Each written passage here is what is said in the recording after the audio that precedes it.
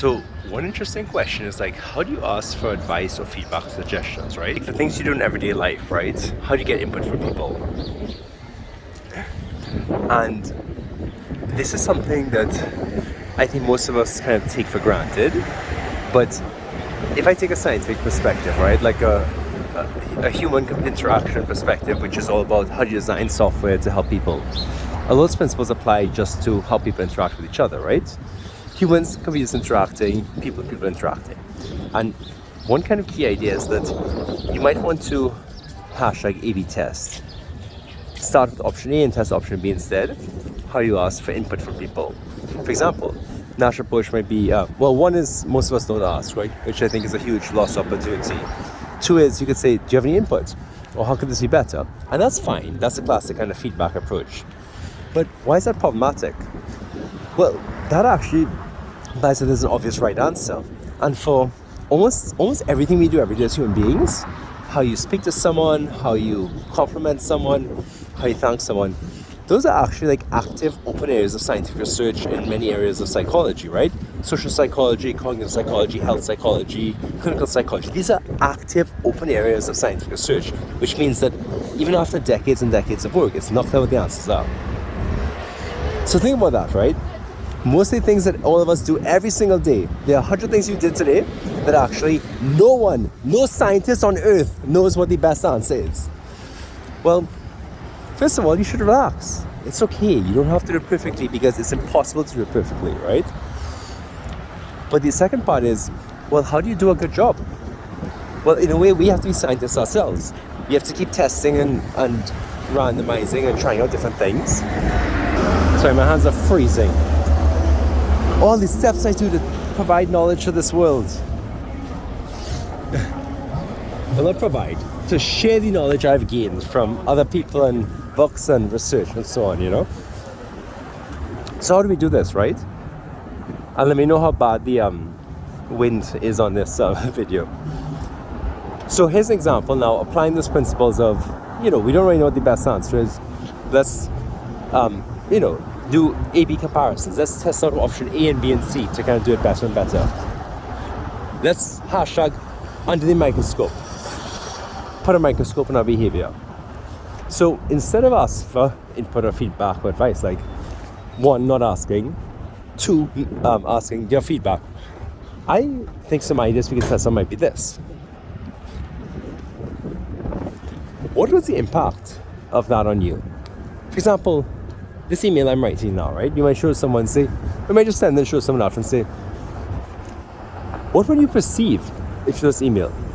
What would you think I was trying to say? What do you think I was trying to ask for? Just ask them about their hashtag user experience. As a user of that email, as a recipient, what was your experience?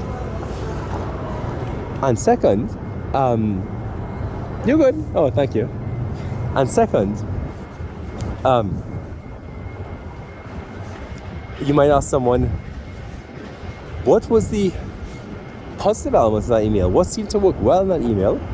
And then maybe ask someone, what's something that might not work so well? What's something that someone might be confused about, not quite understand what's happening, or taken away that might be negative? Now you see how this is different from asking feedback. Because feedback assumes there's a right answer. They'll know. They may not know. But you know what they could give you more informative information about is what the impact was on them. Now how about like suggestions or advice, right? And there's a problem with asking for advice because I think most of us don't ask for advice enough, and we don't ask for it in a very good way, right? So we're like, you, sage, master, absolute, guru, tell me what I should do. This is not really that useful a frame because you all enjoyed a close-up of my nostrils. This is not that useful a frame, I think, because most of the problems we have are far more complex, right? Again, most decisions we make every day about how to teach, how to talk, how to do our jobs, how to send emails, these are quite complex scientific problems in a way. Or at least we should act as if they are. That's going to get us farther because then we kind of think about them deeply and realize there's not an obvious right answer. So and there's another problem, this sage on the stage approach, which is that you ask advice and then people will be like annoyed that you haven't followed it. Even though, of course, I'll quote one of my friends and colleagues said it really well once.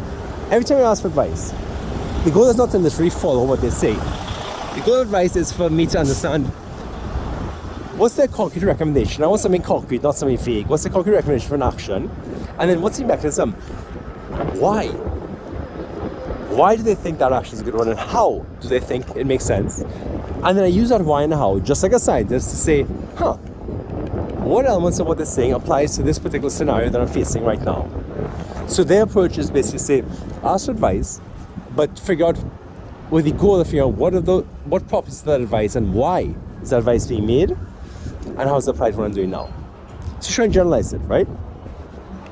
Third reason is that if you ask for advice, some people who have great things to say will just kind of stop. They'll be like, I don't know what the right answer is, because these are the people you want advice from. When someone says, I don't feel I can give you advice because I know a lot about, well, they won't say this, but you might know, they know a lot about the topic, or they could, but they don't want to give you advice because they don't know what the right answer is. That is the person you want advice from, because that person recognizes how complex the question is, and that person has the discernment, right, to understand. So another option might be, well, here's the email I was writing. How could I have done this differently? This is just option A. How about if I did option B? What's another way I could do this email? Have you seen people write emails like this differently? My goal was X and Y, and so I wrote the email in way B and C. How could it be done differently? Doesn't have to be the right answer. I just want to know differently, like randomize, vary. So that's a lot. Hashtag takeaways, hashtag next steps. What do you take from this about how to ask for suggestions or feedback, different ways to pose a question? Wondering, what are some next steps? What can you do differently as a result of this? Who would share this with and discuss it? Could you rewrite this to be a clearer, simpler message? Maybe there are 5 ideas in here, there's just one. What's one thing you could do differently as a result of this?